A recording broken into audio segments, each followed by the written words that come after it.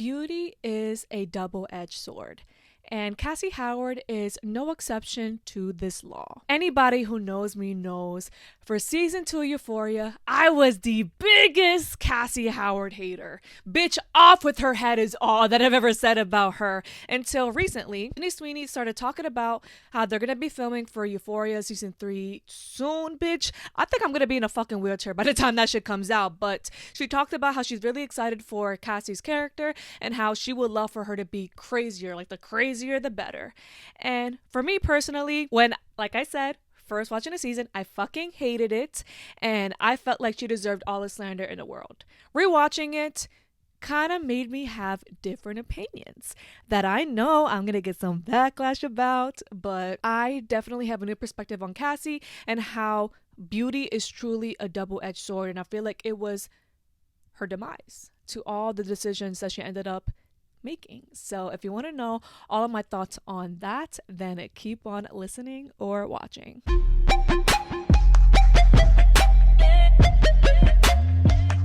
What is up, you guys? Welcome to another episode of the Rehinged Diaries podcast with your host, Ali Garza. So Cassie Howard is a very interesting character on Euphoria. I think we can all come to an agreement that season 1 of Cassie was everything. I remember first watching the show and feeling like I resonated with Cassie the most because of her trauma and the things that she encountered. It was just so crazy how season 1, like, of Euphoria is so perfect. It's so on point with showing us a deep insight on a lot of people's traumas and seeing the consequences of their actions that they end up taking because of their trauma. I think Cassie's character was perfectly portrayed in that way, where it's like, okay, she's known as the school whore. She's known as the girl who falls in love with every single guy that she comes across, but we end up seeing why. But in order for me to go through this whole deep dive on why I feel like Cassie took the route that she did, we're gonna obviously have to start from the beginning. You guys know, it's not the Rehinged Diaries podcast without me stealing papers from my job. But I think it's becoming more unhinged because it's like spilled. It's like spilled. They literally look questionable, these papers. But at the same time, the show goes on. And I think it's pretty well executed if you ask me. So Cassie's childhood, as we all know, her father was absent, and not only absent, but he was an addict. We can also see her mother was also emotionally unavailable. I don't think people understand how crucial it is when it comes to both your parents, when they have to, if they're both emotionally unavailable, if one is actually absent, there goes the abandonment issues, you know? There's gonna be like that aspect. And then when you have an emotionally unavailable parent, whether it's the mother or the father, it's like you're gonna now experience what it's like to not feel seen or heard by the parent that's actually physically available there for you, but not emotionally. You get my drip? Because I've definitely been there. My father, once upon a time, alcoholic. We'll definitely get down there that ended like in this episode or throughout somewhere in this episode. But I went through the same thing when it came to Cassie, and I'm telling you right now, that shit fucks up your future relationships, your perception of love, when it's like, well, my father just was there and gave me so much love, and then he vanished. And then my mother, it's like she was always physically there, but not ever catering to my emotional needs. That fucks you up. That fucks you up coming from someone that got fucked up because of that. So yeah, there's that aspect. Also, I feel like a thing that is not talked about enough, like a detail that is not mentioned enough, is the fact that it was shown in a very well executed way when it comes to the fact that Cassie, she loved ice skating. That's something other than her appearance she was praised about. And the thing about the ice skating detail that I feel like is very interesting and no one really talks about is the fact that that was the one positive reinforcement that she was getting, and then that being taken away from her because of her father. As you guys know, for those who didn't watch the show, she was really into ice skating, but of course her father losing his job and just not being able to sustain that hobby of hers, she was not able to pursue that. So that would have been the only thing that could have really helped her build her self-esteem outside of her appearance that is now gone.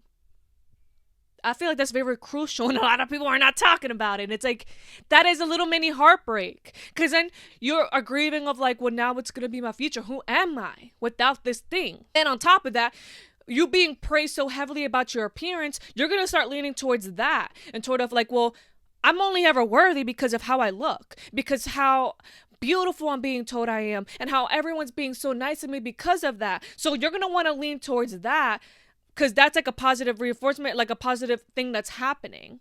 And you already having a shitty foundation, it's not going to end well. And as we all know and continue to see, it didn't. So because of that, she starts to grow up, and then she starts being old enough to start dating. And we start seeing her very poor decision when it comes to dating. I'm the last person on this God green earth that should ever be judging anyone in their dating, decisions, giving me, because I'm at the fucking brightest apple on the tree. And I've definitely made some very, very questionable decisions where I needed to stand the fuck up. But at the same time, I think it's a very important thing to talk about when it comes to making these bad decisions. And like I said, we were opened with so much context on why she was making these decisions, and it's really sad. All comes down to the fact that she was just yearning for love. And I think the really sad part when it comes to the trust that she would have with men is the fact that it was even said in the show how every single guy she would ever really get with, she just knew that any of the explicit photos that she would share with them, they were going to share online everywhere. It's going to be all over the place, which is how she ended up developing that reputation of being the school whore. And that's so sad because I feel like a lot of people would just side-eye girls when they constantly do that. Like, even in the show, we're all like, what the fuck, bitch? Like, he did it the other 5 times. Why are you still sharing these explicit photos and trusting men? But that's the thing that I feel like is so well executed in the show, is the fact that the trust that she had to have with her father, because one could argue, okay, he fucked you over how many times, and you're trusting all these men how many fucking times, but you see how that correlates with each other, right? Where it's like, oh, her father would sit there, do these things, say all the right things, and she'll sit there and she's holding on to hope that he will stay, that he won't abandon her, and he does. So she starts to basically recreate that pattern in her dating life. And it's sad because from the outside looking in, you look at her as a dumb bitch, you look at her as a whore, when in reality, she's just a girl that's yearning for love. And what's even worse about this whole situation is that she starts to feel like the most valuable thing about her in dating is her looks or sexualizing herself.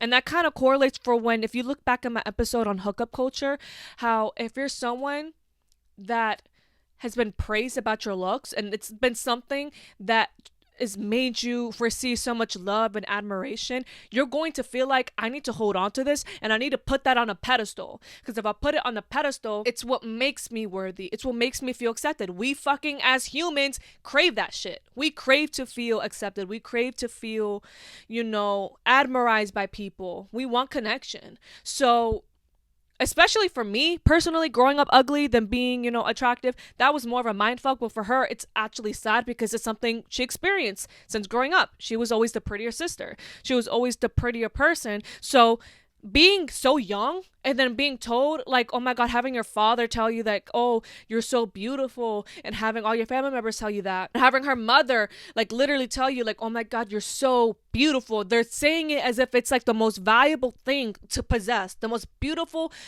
amazing quality to possess. You're gonna put that on a pedestal. And the fact that you have daddy issues, and obviously when it comes to men, it's like if you sexualize yourself, you're immediately going to get attention. You're immediately going to get acceptance and admiration. And you see how that's a fuck up, right? Like that's a mind fuck when it's like, oh, you're someone with a really low self-esteem and all you want is just acceptance from a man. You want love. You want to fill that empty void in you. And you see how that's a really fucking shitty way to get that. But it's like, you don't know better in the moment, And I've definitely fallen in that trap where it's like, okay, I want acceptance. I want love. Back then, once upon a time, I was a Cassie, where I was like, oh my God, literally a homeless man on the fucking street can give me love and I'd be happy. Like, it's really sad when you haven't received that from either parent. Where it's like, oh, that emotional void that was never ever filled, but you see it on TV, you see it through other people, you start to crave it. Where it's like, that's when the low self-esteem starts to come in, where it's like, why the fuck was I not worthy of that?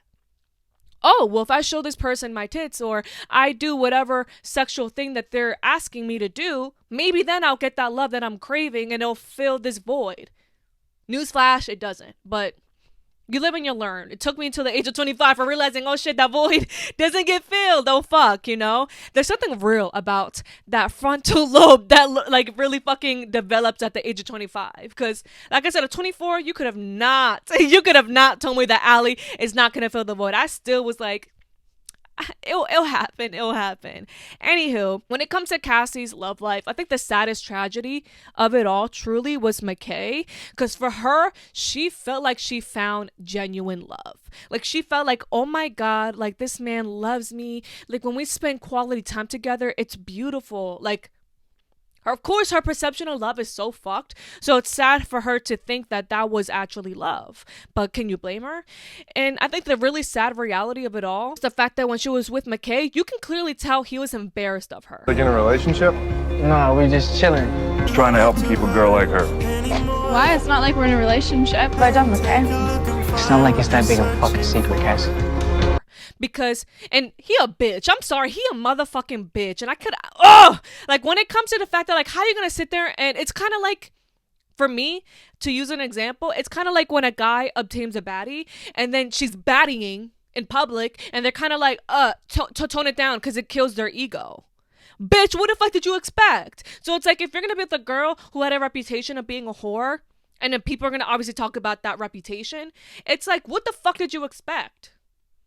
So it's like, at that point, you better, like, you need to start working on that, like, internal, like, confidence and shit like that. Because if a man really loved you, he would not give a fuck about your reputation or your past. He gonna sit there and defend you, matter of fact, and be like, okay, it don't matter how y'all think about her. It's how I feel with her and the beautiful love that we share together. But as we all know, is if you watch the show, you would know he wasn't like that. He was very much like, you can tell anytime Nate motherfucking Jacobs, he's a bitch, was talking about Cassie in a very horrible way, I didn't hear him defending her. Did y'all? Fact? No, she's not. Fact. She's not even that type of girl. Oh, have you seen her slut pages though? No. They're wrong. She's like a fucking freak. Cassie's on the slut pages? Wow. Yo, we got it. Look, all I'm saying is, I think you did, Cassie. That's it. Okay, whether I like her or not is irrelevant. The fact is, she's a fucking whore through and through, bro. Alright, look, I don't know what she's done, guys, but I'm just saying, I think she's cool. She's smart. She's funny. Bruh, she likes cars, man. Oh. She loves cars. Shit, thank you for telling me. What the fuck? No. You get mad feelings. For real, yo. McKay's about to start a Pinterest, guys. Just wait. Give it a minute. Yo, did you say you don't know what she's done?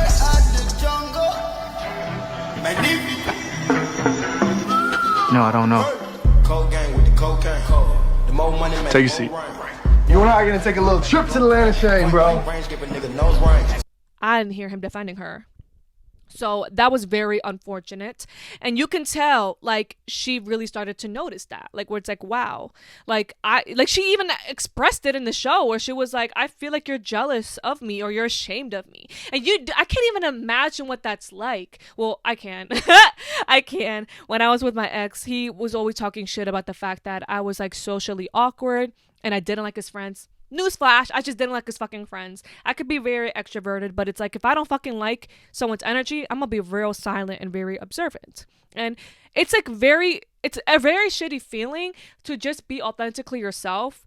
Of course, in her situation, it wasn't a good thing that she was doing. But at the same time, when it's just you and your partner, the person who's supposed to love you, protect you, and make you feel seen, is embarrassed of you, it's a really shitty feeling. That rejection is so deep. And then to even add on to that is the fact that she was with him, found out that she was pregnant, had an abortion. You don't think about having this kid, are you? I really love you, McKay. Yeah, I love you too, but I'm doing a lot of shit right now. You'll make the best mother on the planet one day.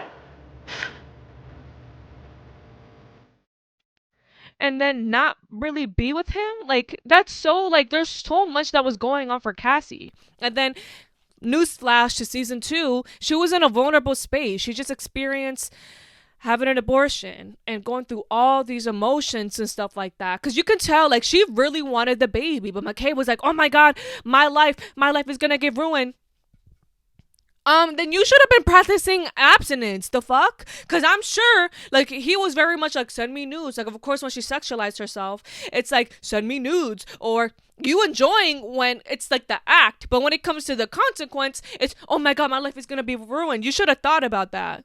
You should have practiced abstinence. I'm sorry. So he was just really shitty in my eyes. He was really fucking shitty. And basically, skipping forward to season 2, she ends up fucking Nate. And she's obviously best friends with Maddie, and that's a whole nother lore for a whole nother day.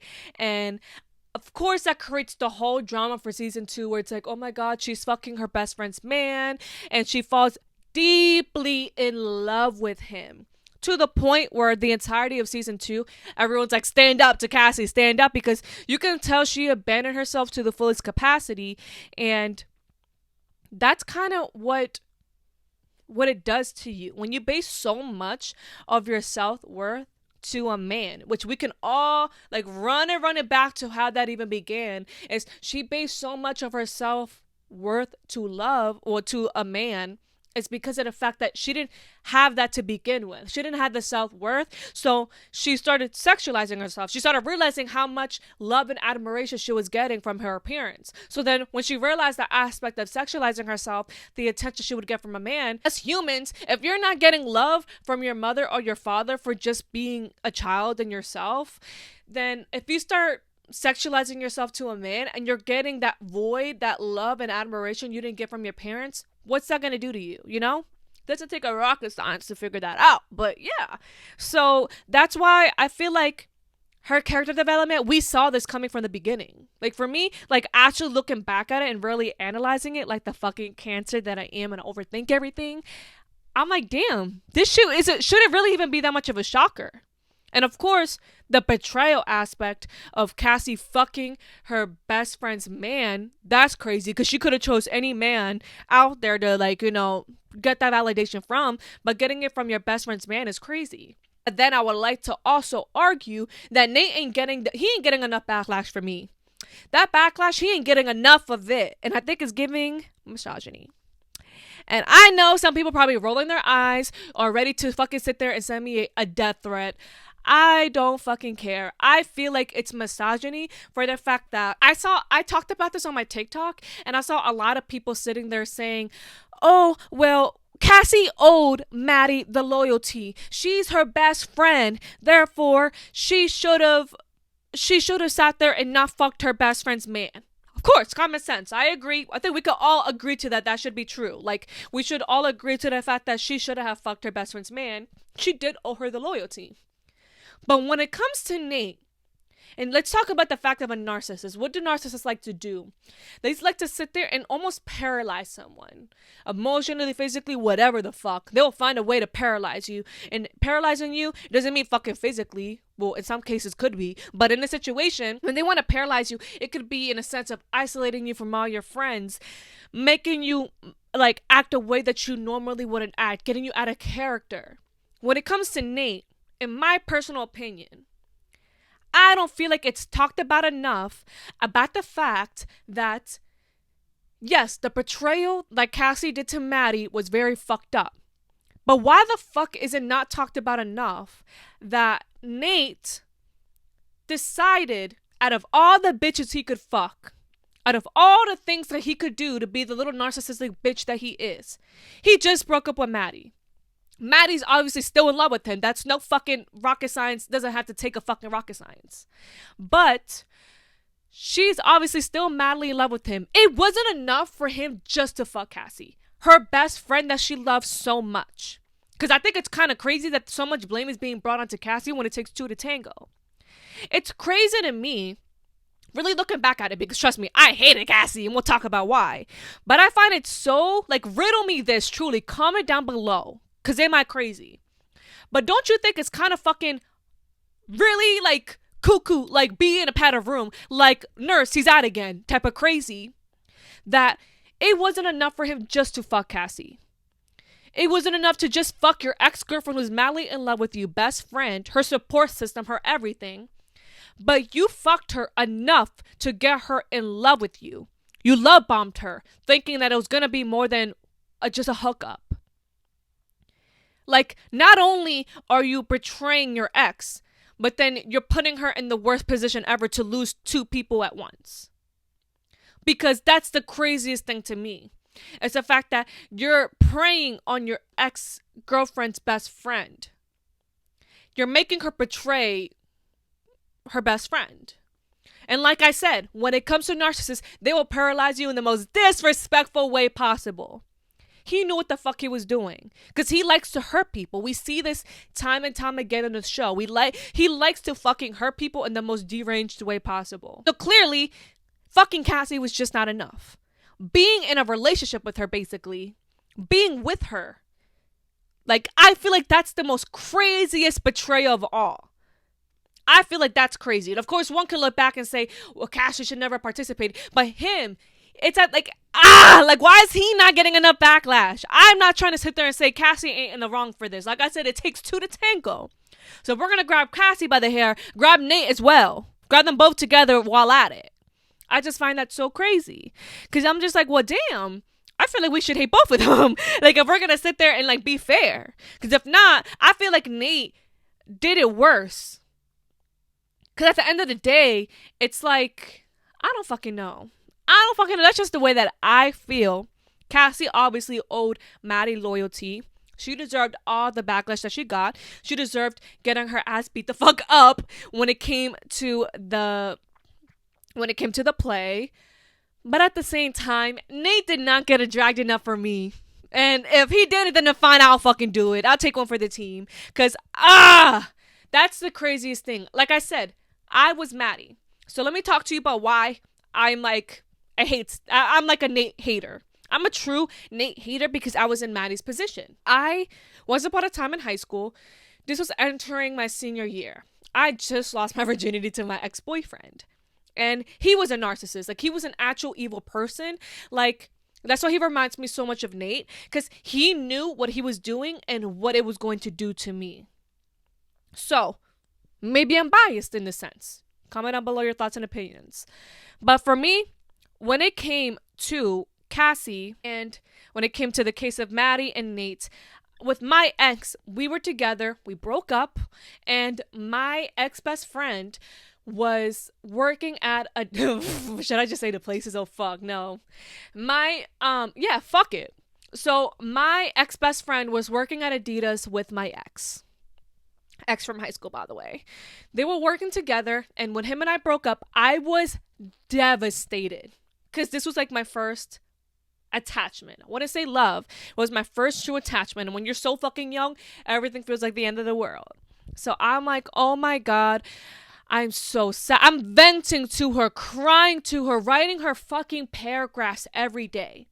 She was my number one support system. She texted me every fucking day to make sure I was okay. Because there was days that I would just lay on the couch and just rock. Because I was so heartbroken because we broke up. Fast forward to 2 months of me venting to her. I'm like, I'm finally feeling like I'm freeing myself from the situation. I could finally breathe. She texts me saying, I have something to tell you. I've been messing with your ex. The one that you've been crying to me about for 2 months straight. That guy. Yeah, I've been talking to him this whole time. And I just feel like I couldn't take the guilt anymore. So I decided to end it with him and just tell you. And this is when I know he was a narcissistic bitch. Because I feel like, because she told him that she was going to tell me what they were doing behind my back. And I think he expected me to chase after him and curse him the fuck out for doing what he did. I was like, I was like, sir, I cursing her the fuck out. Because I'm like, you needed to have that loyalty towards me, which I still agree. And I still stand 10 toes on. You needed to owe me that loyalty to not fucking do something like that. Like, that's fucking barbaric. Because now I'm grieving over not only my ex, but the loss of my best friend. Like, that's such a traumatic thing to go through when you're grieving two people at once. Like, what the fuck? And for him, long story short, he ends up calling me at 3 a.m. one night because he was in California. So I know the time difference was different, whatever. But yeah, he called me really late at night, but for me it was 3 a.m. So he calls me telling me he's so sorry for whatever has gone through, blah, blah, blah, blah, blah. And he said he only messed with her to get back at me because we broke up. And I didn't go try to fix the relationship. Yeah, he a bitch. He a fucking bitch. Like, looking back, I'm like, who the fuck do you think you are? Like, you're gonna fuck around with my best friend. All because when we broke up, I didn't chase after you? Like, but that's the shit that I start looking at when it comes to Nate.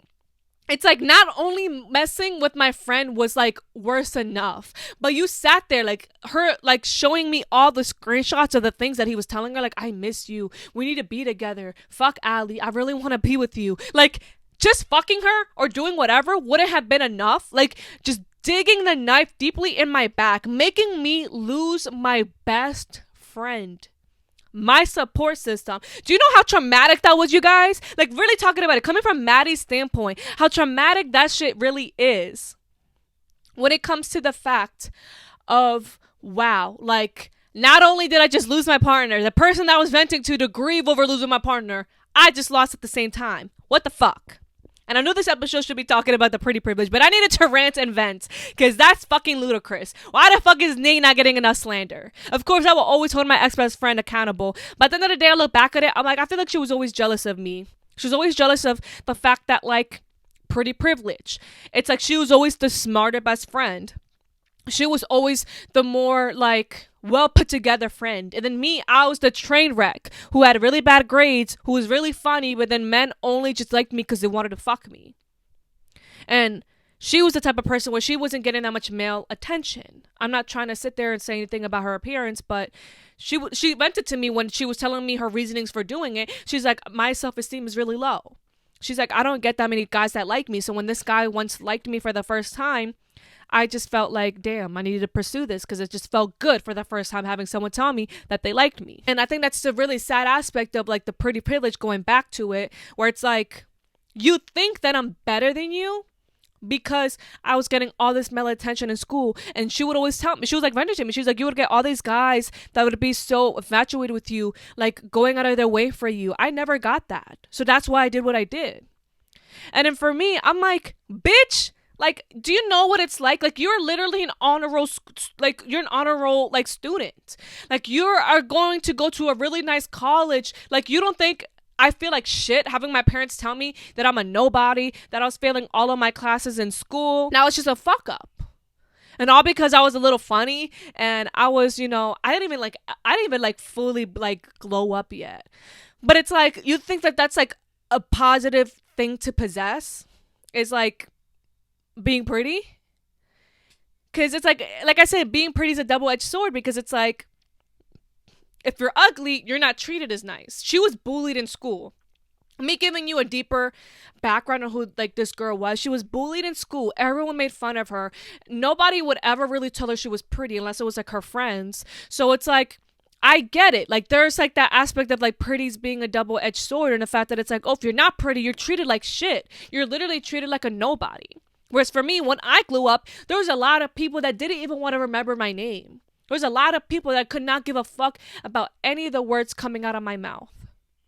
But the moment I started taking care of my appearance, because that's the thing about the double-edged sword, and that's the thing about being pretty is a double-edged sword, is the maintenance that goes along with it. Me getting my hair done, me doing my makeup, me doing so many things to upkeep my appearance. And it's almost like, if I don't do it now, I don't feel like I'm going to be treated as kindly. I'm not going to be getting the same benefits. And that's why it's a double-edged fucking sword. Because you could do it all. You can literally be Barbie. You could literally fucking have the perfect body, the perfect skin, the perfect hair, the perfect nails. It will never be enough in society. Because then there's misogyny that goes along with it. It's just like, you will never win. You will never win. And I like to compare my life with my ex-best friend's life, because, like I said, one could argue for her. I envied her. So I'm like, oh my God, not in a way where I was, like, malicious or anything, but, you know, you can have, like, that lighthearted jealousy where I'm like, wow, like, you're so smart. Like, you're so smart. You have all the good grades in school and you're already going to be, like, set. You're going to a nice college. Your parents are so proud of you. I would kill to know what it's like to have my parents proud of me. When I was in high school, they hated me. I didn't even have a relationship with my parents. And it's like, you're envying me? You're envying me just because of my appearance, because of the attention I'm getting from men, where it's like, I don't know what I was going to do after high school. I always wanted to be an entertainer. I was told my dreams were delusional anyways. And on top of that, my parents, like, you have an amazing relationship with your parents. She would tell me all the time, oh, me and my parents talk every day. We like blah, blah, blah, blah, blah. And I'm like, oh my God, like, you have an amazing, nice, beautiful relationship with your parents. Whereas for me, it's like, I don't even talk to them. I don't remember the last time they said, I'm proud of you, you know? So it's like, wow, it's just kind of crazy, you know, how people would be so jealous of the benefits that you would have, but then don't realize the negative that comes along with it as well.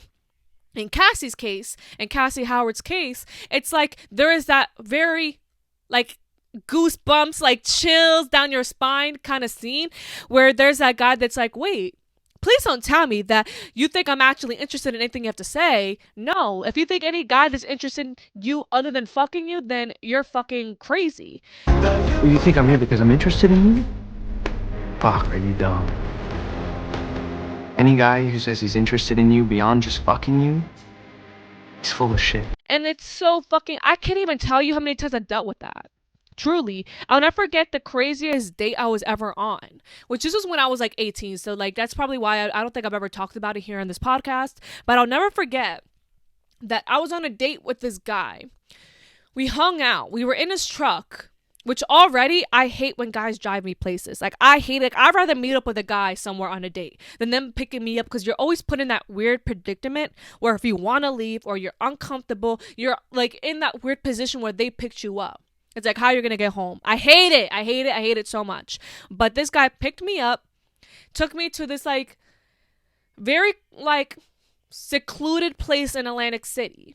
And we sit there, we're like, I don't want to describe the place too much, because I feel like people that live in Atlantic City would know what like the area that I'm talking about. But we're in a place where we're far away from a lot of people. And we're just talking, looking at the view that we're looking at. And we're talking, and then we're like making out. He keeps trying to pressure me to give him head. And at that time, I remember being like, I don't want to participate in sex. Like, I was like, I already had my wild phase. Like, I'm kind of just like not in that mindset anymore. I'm not trying to be that wild card anymore.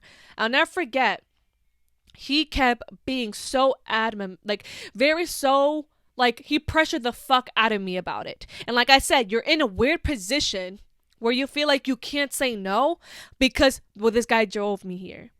What if I keep saying no? And what if he doesn't want to take me home? What will happen if I keep saying no?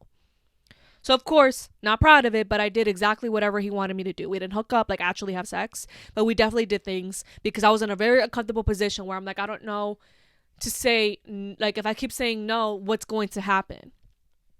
I will never forget the following day. I was still in beauty school, by the way. I was in beauty school. I'll never forget, I got out of beauty school. He's like, oh my God, I really, really want to see you at the same place we were at. And I'm like, oh my God, like a part of me was just so happy. Like, I was like, oh my God, he wants to see me because he wants to spend time with me. He actually sees me for me. Like, he wants to hang out because he likes my personality. He likes my company that I provide. I remember I drove halfway there and I'm like, what exactly are we going to do when I get there? He's like, oh, to fuck.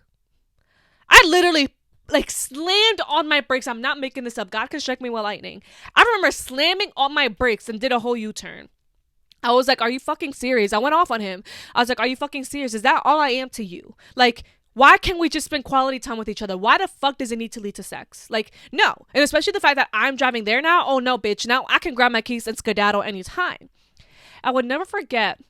He wrote me this paragraph and I remember I cried for so long about it because I'm like, it was kind of a trauma where it's like, it made me realize how men could really perceive some women. Not saying all, but I remember him saying, and I quote, "You're a woman. You're a lady. You're supposed to give me sex because that's what you're meant to do." When I tell you, I was like, was I silent or silenced? Bitch, both. I'm like, I was like, he did not fix his lips to say that. There's no way. He must have been hacked by aliens. He must have been abducted by aliens and they wrote that to me as a sick fucking joke. There's no way that this man said that in all seriousness. But no, he said that just like that. And he meant it with his whole chest. And I was just like, wow, that is insanity to me. And it's crazy because growing up, all I ever wanted was to be physically beautiful and worthy. And then as I grew older, it became such a deep thing that I so like prioritized, put in a high pedestal. I was like, I need my hair to look good. When I first dyed my hair, it was hair, then makeup, then my braces, I'm getting taken off, having a perfect smile, to me now getting filler. And sometimes it becomes a like, it will never be enough. There's times where I'm like always working out because I want my body to be in shape, because I notice when I'm skinnier, I'm treated nicer. I notice when I take care of my hair, when I put on my makeup, when I, make sure I smell good, I make sure I look good. It's like I'm treated my best.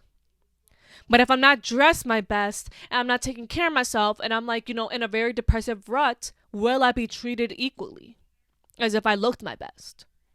Probably not.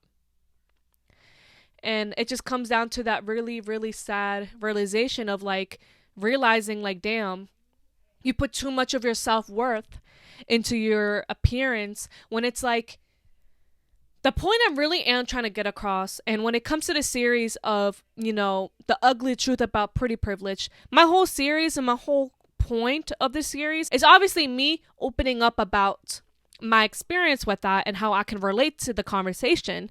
But also, I want it to be a safe space for people that are probably going through the same thing, or anyone who can relate to anything in that regard, to know that you can still obviously practice taking care of yourself physically, but not for validation from other people, but because you want to feel good for yourself.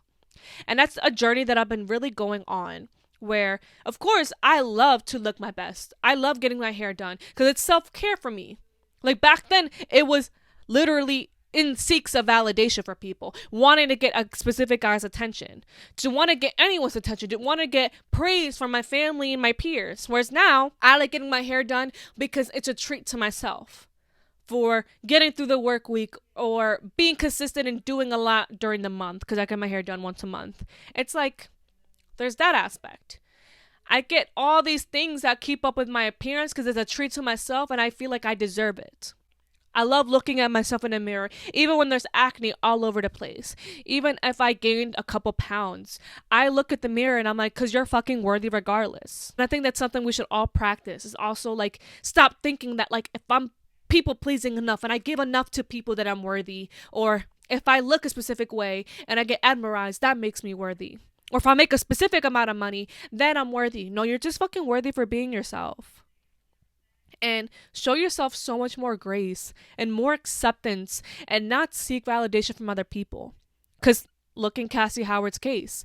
When you start becoming so hungry and you abandon yourself to the fullest capacity for validation from someone else, from other people, you literally become prisoner in your own head, and just become like a prisoner to literally that really bad aspect of seeking validation from someone else, because you're a prisoner because they can take that validation away at any given point. Then what are you going to do afterwards? But yeah, that is everything for today's podcast episode. Thank you guys so much for watching or listening. In regard to updates in my personal life, I would say that I feel like this is another detail that I forgot to add in regards to the whole conversation of this podcast episode, is the fact that when it comes to Cassie Howard, and that like when you become so deeply into like when you start to fall so deeply into the trap of seeking validation from other people and attaching your worth to your appearance, is the fact that there's going to be a grief that you go through.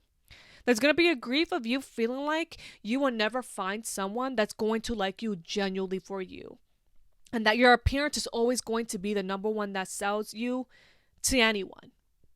And I feel like that's something I expressed a lot about, and probably in every single episode when it comes to me talking about the ugly truth about pretty privilege, is I feel like that was a grief that I went through and even still go through to this day. It's like it's a self-belief, like it's a belief that I have in my head that I'm trying to break. And it's me thinking that no one's ever going to like me beyond my appearance. Like, you can like me, but it would only ever be for the ego boost that I give you. Because there's a lot of people that will obviously be physically attracted to me, and sometimes it becomes their main selling factor when it comes to me. When they're talking to me about their friends, it's, oh, my friends are going to think I scored because I got this girl. Not, oh, guys, I want you to meet this girl that I'm seeing because she's so funny, she's so cool, she stimulates my mind, and she helps me want to desire being a better person and accomplishing all that I want out of this world. It's really hardly ever that. It's always, this person's hot, this person's funny. Like, they just make me look better having you in my life. And there's a grief that you go through when you start to base so much of your worth when it comes to your appearance. Is that it's feeling like you're never going to find someone that's going to look at you and think, I actually fucking like you because you're you. I love all your flaws. I love all the strengths that you have. And I feel like that's what makes you worthy. Your appearance is just a bonus. And I think for a really long time, I felt like I was never going to find someone like that. Ever. And there's a person that I've been seeing, which I think, I don't know if it's going to be from my next podcast episode, but I know it's going to be really, really soon, where the person I'm seeing, we're going to they're going to hop onto my podcast and we're going to talk a lot about everything. And I'm so excited to introduce you to that part of my life. But I'm really happy to say that I found someone that's helping me learn to love again, but also making me develop a whole new perspective that's not a belief that I should have, because it's pretty toxic, because then I tend to self-sabotage anything and everything, because I'm always like, oh, the moment there's a little sign of someone making me feel like my appearance is the only thing that's valid and worthy to them, I start to back away, and I start to get disgusted, and I start to just literally just vanish. I just want to abort mission.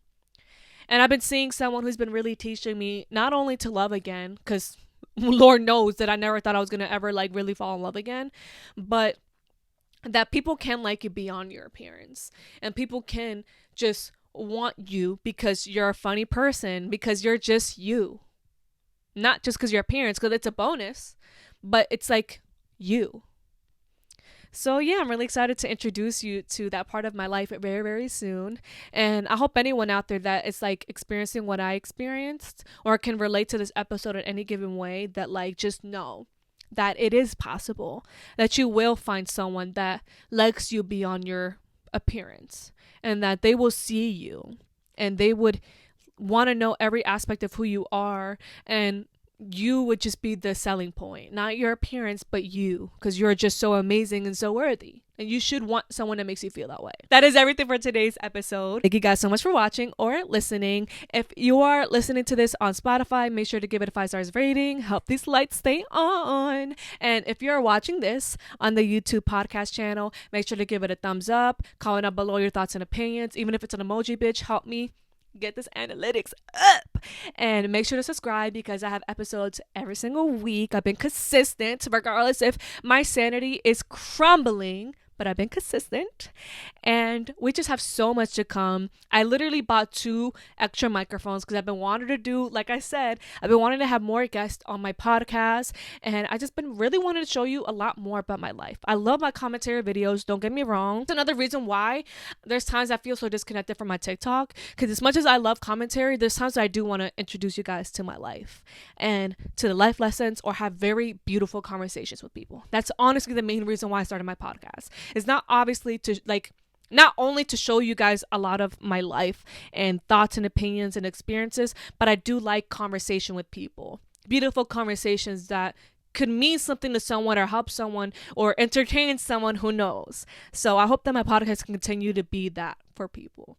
But yeah, I love you guys so much, and I cannot wait to see you guys in the next podcast episode. Bye-bye.